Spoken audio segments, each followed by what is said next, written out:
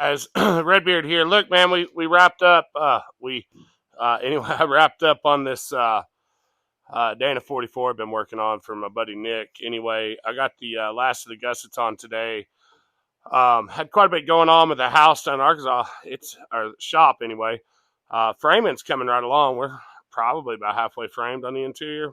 Maybe not quite, but it's making good progress. Anyway, been on the phone a lot this week, working with them down there, getting stuff straightened out. But this is where we're at. So before we get started, I'm sure a lot of y'all watching, I say a lot of y'all watching, a handful of y'all that do watch, some of y'all will, I'm sure could have welded this up smoother than what I did.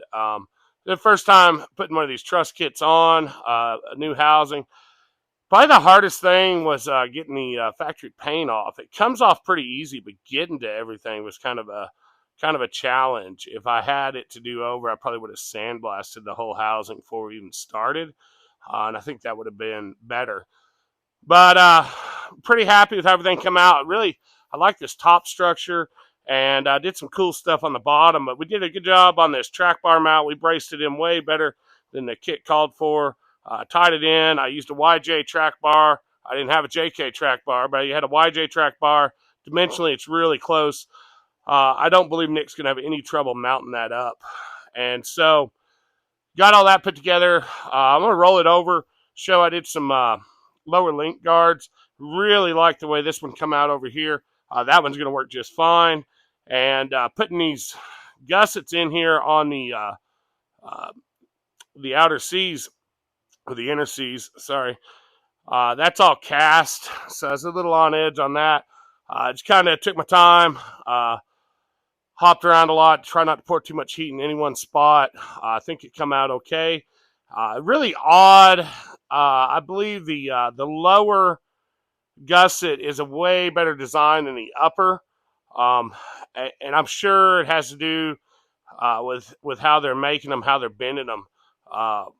But I probably would have done it a hair different, but being that it's a kit, I think there's still plenty of value to putting it on, and I think it's going to work out just fine. It definitely looks better than the old axle setup. So Nick's on his way over. He's going to come pick this up today. We're going to go play trivia again tonight, and I got to head over to Mount Vernon tomorrow, heading over to Ariel's facility, do a little refresher course, some training there, working on some stuff. So anyway, another busy week.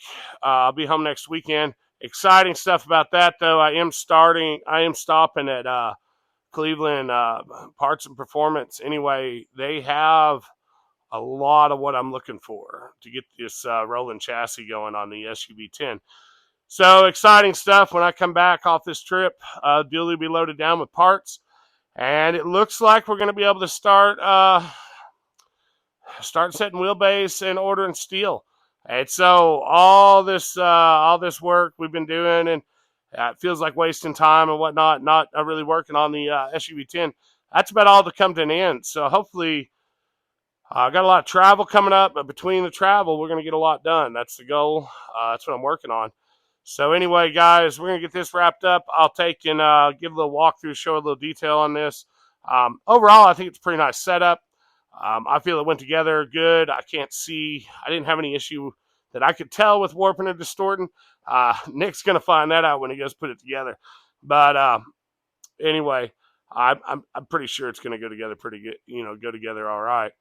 So anyway, if you're looking for a truss kit, the instructions show it being done inside the vehicle. And that would be absolutely nuts. It could be done, but I just couldn't imagine getting it all clean to do it. So this is definitely the way to go. If you got a new housing, just get it done before you put it underneath. That'd be my recommendation. But anyway, guys, man, pretty cool stuff going on. I've sourced, fingers crossed, I found the rear diff I wanted for the Hellcat, the 370, which is a manual transmission setup, or a Trackhawk or Durango Hellcat. They all come with a 370. The others come with like a 262 with the automatic. I'm probably going to end up going with the automatic, but I'll have the deeper gears. The SUV 10 ain't built for top end, but it would be nice coming off the line with that 370 rear end in it.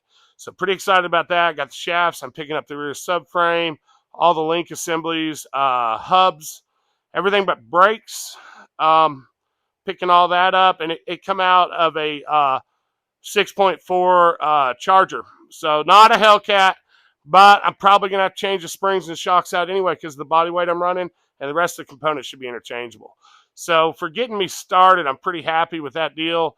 And I'm also picking up a front dropout, front K-brace, whatever you want to call it, subframe. Subframe would be the proper term. And so I'll be able to make my motor mounts off of that and get the engine hung on it. And then I got to address the transmission, what transmission I'm going to run. But what I'm more worried about right now is getting that engine situated as close to the firewall as I can, setting my wheelbase, getting some rolling, just any kind of tires that'll fit, any rims. And man, we'll worry about backspace and all that later.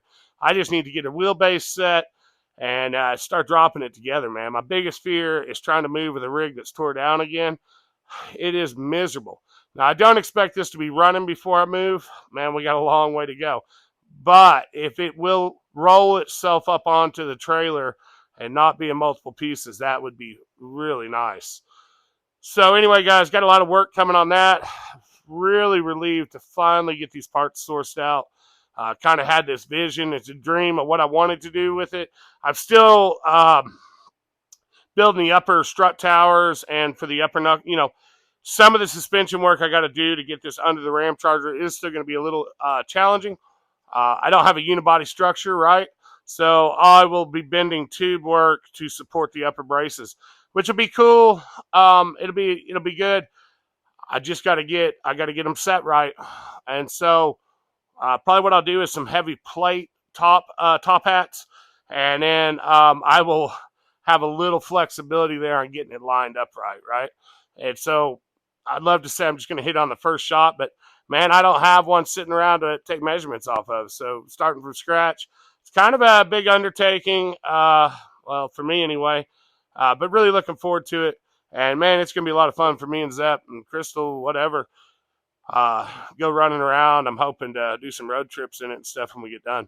So, like I said, long way to go. We'll be down in Arkansas before that gets finished, but it will be cool to actually make some progress.